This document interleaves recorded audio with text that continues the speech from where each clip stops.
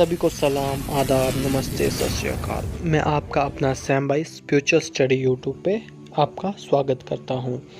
हम कुरान की आगे की पढ़ाई शुरू करते हैं। औज़ु बिल्लाहि मिन शैतानिर रजीम, बिस्मिल्लाहिर्रहमानिर रहीम करते हैं। कुरान मस्जिद में आयतों व सूरतों की तरतीब जो इस ज़माने में है, यह भी साहिबा रज़ी ने दिया है, मगर न अपनी राय वह अनुमान में है से, बल्कि नबी सल्लल्लाहु जिस तरतीब ढंग से पढ़ते थे और जो तरतीब उस मुबारक दौर में थी, उसके थोड़ी भी खिलाफ नहीं किया। केवल 2 सूरतों की तरतीब अलबत्ता साहिबा रज़ी अपने कयास अनुमान से दी है।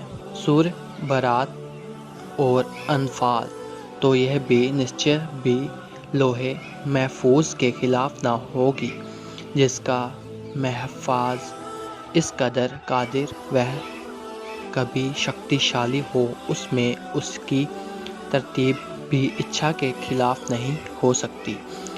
कुछ और साहिबा जैसे इब्ने मसूद रज़ी और अबी बिन औब रज़ी ने भी कुरान मस्जिद को जमा किया था। किसी की तरकीब उतरने के मुताबिक थी, किसी की और किसी तरह जगह जगह वह आयतें जिनकी तिलावत मनसूख थी भी उनके किसी उद्देश्य से शामिल थी। कहीं कहीं तकसीरी शब्द उनमें लिखा हुआ थे। इन सब नुस्खों को हज़रत उस्मान रज़ी ने ले लिया, वरना आगे चलकर इसकी वजह से सख्त मतभेद पैदा होता।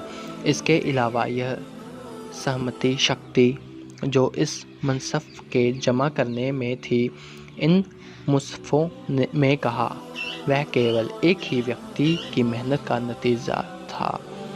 इस वजह से और भी खराबियाँ उनमें होंगी।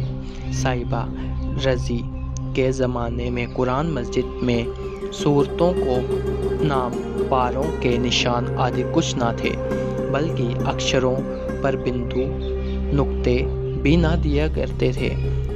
बल्कि कुछ साहिबा इसको बुरा समझते थे।